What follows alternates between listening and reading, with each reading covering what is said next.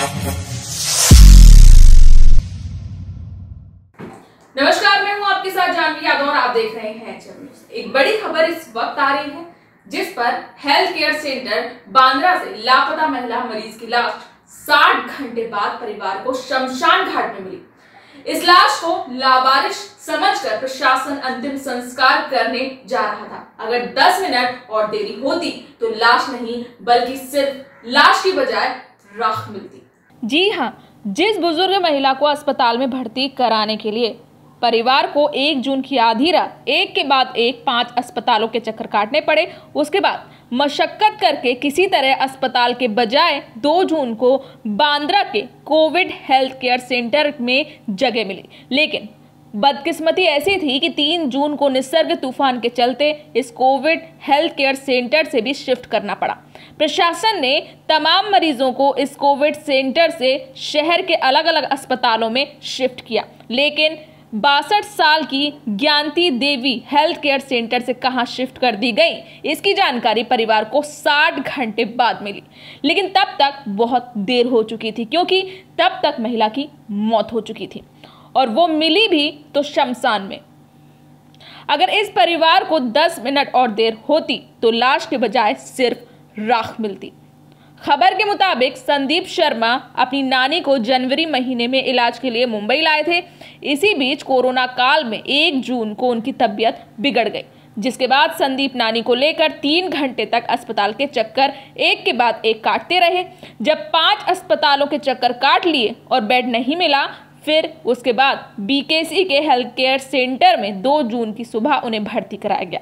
लेकिन कुछ देर बाद प्रशासन ने बताया कि ज्ञानती देवी को निसर्ग तूफान की वजह से सभी मरीजों के साथ दूसरी जगह शिफ्ट किया जाएगा, लेकिन कहाँ ये नहीं बताया। संदीप शाम 7 बजे तक गेट के बाहर इंतजार करते रहे, लेकिन कुछ पता नहीं चला।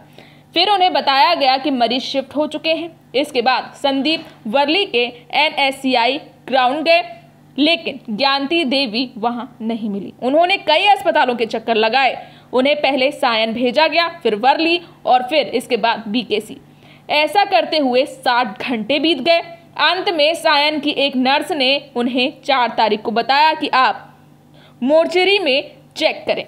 वहां पता किया तो पता चला कि 3 लावारिस लाश के तौर पर अंतिम संस्कार के लिए पुलिस को दे दिया गया है। इसके बाद परिवार आनन फानन शमशान में पहुंचा। वहां देखा तो 3 में से 2 लाश जला दी गई थी, लेकिन एक लाश पड़ी हुई थी। उसे चेक किया गया तो वो ज्ञानती देवी की ही लाश थी। संदीप को 60 घंटे बाद उसकी नानी मिली थी, वो भी एक लाश बनकर।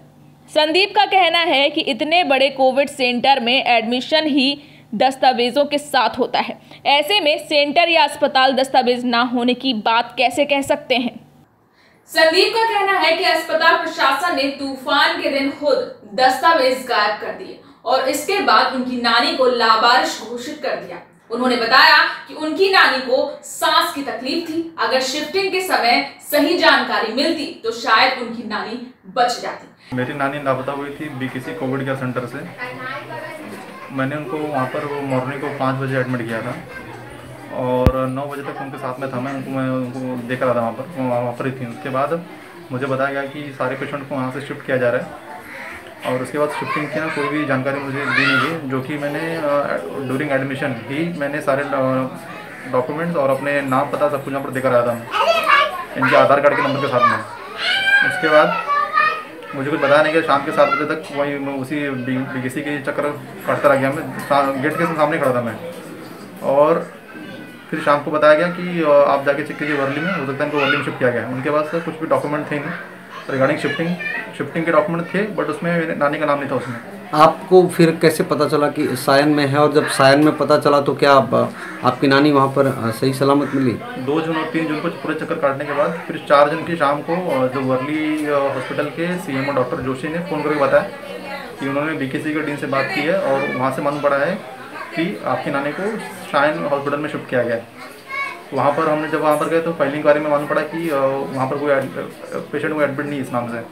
फिर हमने जब दोबारा से कुछ इंक्वायरी की तब जाके मालूम पड़ा कि नहीं वहाँ पर ही एडमिट थी, बट उनकी ना 1 दिन पहले 3 जून को मॉर्निंग को 9:30 बजे उनकी डेथ हो चुकी थी।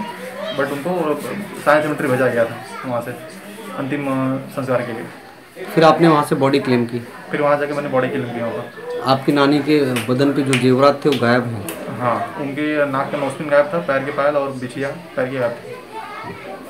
आप क्या कार्रवाई चाहते हैं इसमें? इसमें चाहते हैं कि सबसे पहले तो देखिए बात यह है ना कि जो शूटिंग की गई उसके बारे में मुझे कोई इन्फॉर्मेशन क्यों नहीं दिया गया। सेकेंडली साइन हॉस्पिटल में वहाँ पर वो काउंटर लोग एक ही बंदे ने बार बार घुमाया, एंट्री थी बट बार बार बोला जा रहा था कि एंट्री नहीं है।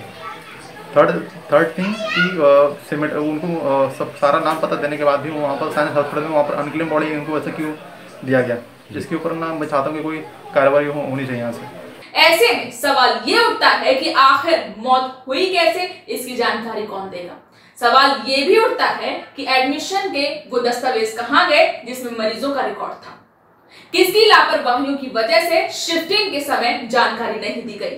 और साथ ही साथ सवाल ये भी उठता है कि संदीप की नानी की मौत का जिम्मेदार कौन है। तो ये थी हमारी आज की खास रिपोर्ट। इस तरह की खबरों के लिए देखते रहिए चैनल।